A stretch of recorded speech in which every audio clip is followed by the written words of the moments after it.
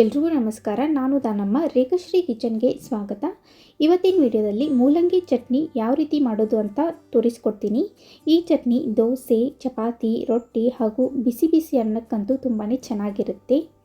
ಹಾಗೆ ನೀವು ಇದನ್ನು 10ರಿಂದ 15 ದಿನದವರೆಗೂ ಸ್ಟೋರ್ ಮಾಡಿ ಇಟ್ಕೊಳ್ಬೋದು. ಸೊ ಬನ್ನಿ ಹಾಗಾದರೆ ಹೇಗೆ ಮಾಡೋದು ಅಂತ ನೋಡೋಣ. ಮೊದಲನೇದಾಗಿ ಒಂದು ಪ್ಯಾನ್ಗೆ 1 ಟೀ ಸ್ಪೂನಷ್ಟು ಎಣ್ಣೆ ಹಾಕಿ, ಎಣ್ಣೆ ಕಾದಾದ ನಂತರ 1 ಟೀ ಸ್ಪೂನ್ ಉದ್ದಿನಬೇಳೆ, 1 ಟೀ ಸ್ಪೂನ್ ಕಡಲೆಬೇಳೆ, 1 ಟೀ ಸ್ಪೂನ್ ಜೀರಿಗೆ, 1 ಟೀ ಸ್ಪೂನ್ ಧನಿಯಾ ಹಾಗೂ 4ರಿಂದ 5 ಒಣಮೆಣಸಿನ್ಕಾಯಿ ಹಾಕಿ ಸ್ವಲ್ಪ ಕೆಂಪಗಾಗೋವರೆಗೂ ಹುರ್ಕೊಳ್ಳಿ. ಒಣಮೆಣಸಿನ್ಕಾಯಿ ಬದಲು ನೀವಿಲ್ಲಿ ಹಸಿಮೆಣಸಿನ್ಕಾಯಿ ಕೂಡ ಹಾಕೋಬೋದು. ಈಗ ಇದು ಹುರಿದಾಗಿದೆ. ಇದನ್ನು ಒಂದು ಪ್ಲೇಟ್ಗೆ ಎತ್ತಿಟ್ಕೊಳ್ಳಿ. ಈಗ ಮತ್ತೆ ಅದೇ ಪ್ಯಾನ್ಗೆ 2ರಿಂದ 3 ಟೇಬಲ್ ಸ್ಪೂನಷ್ಟು ಎಣ್ಣೆ ಹಾಕಿ, ಎಣ್ಣೆ ಕಾದಾದ ಮೇಲೆ ಒಂದು ಮೀಡಿಯಮ್ ಸೈಜ್ ಈರುಳ್ಳಿ ಕಟ್ ಮಾಡಿ ಹಾಕಿ. ನಾನಿಲ್ಲಿ ಸ್ವಲ್ಪ ಮೀಡಿಯಮ್ ದಪ್ಪನೇ ಕಟ್ ಮಾಡಿ ಹಾಕ್ತಾಯಿದ್ದೀನಿ. ಈರುಳ್ಳಿ ಸ್ವಲ್ಪ ಸಾಫ್ಟ್ ಆಗೋವರೆಗೂ ಹುರ್ಕೊಳ್ಳಿ. ಇದು ಸ್ವಲ್ಪ ಸಾಫ್ಟ್ ಆದ ನಂತರ 4ರಿಂದ 5 ಕರಿಬೇವು ಎಲೆ ಹಾಕಿ ಹಾಗೂ 1 ಕಪ್ ಅಷ್ಟು ಸಣ್ಣದಾಗಿ ಕಟ್ ಮಾಡ್ಕೊಂಡಿರೋ ಮೂಲಂಗಿ ಹಾಕ್ಕೊಳ್ಳಿ. ನಾನಿಲ್ಲಿ ಮೂಲಂಗಿ ನೀಟಾಗಿ ವಾಶ್ ಮಾಡಿ ಅದರ ಮೇಲಿರೋ ಸಿಪ್ಪೆ ತೆಗೆದು ಕಟ್ ಮಾಡಿ ತೊಗೊಂಡಿದ್ದೀನಿ. ಅದರ ಹಸಿ ವಾಸನೆ ಹೋಗೋವರೆಗೂ ಫ್ರೈ ಮಾಡ್ಕೊಳ್ಳಿ.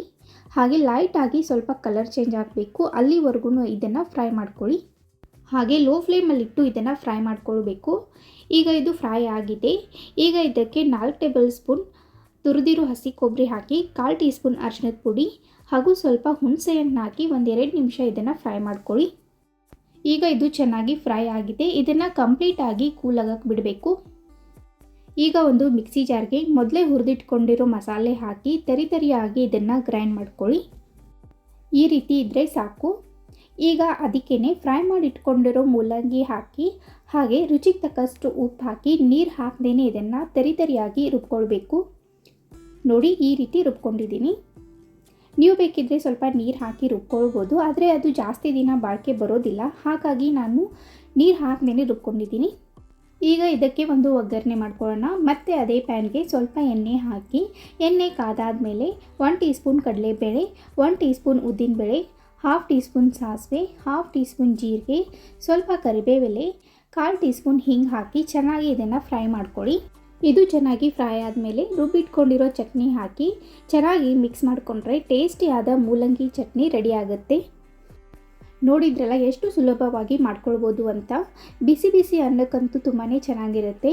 ಒಂದ್ಸರಿ ಈ ರೆಸಿಪಿ ಟ್ರೈ ಮಾಡಿ, ಖಂಡಿತ ಇಷ್ಟ ಆಗುತ್ತೆ. ವಿಡಿಯೋ ಇಷ್ಟ ಆದಲ್ಲಿ ಲೈಕ್ ಮಾಡಿ, ಶೇರ್ ಮಾಡಿ ಹಾಗೂ ಸಬ್ಸ್ಕ್ರೈಬ್ ಮಾಡಿ. ಮತ್ತೆ ಸಿಗೋಣ ಮುಂದಿನ ವಿಡಿಯೋದಲ್ಲಿ.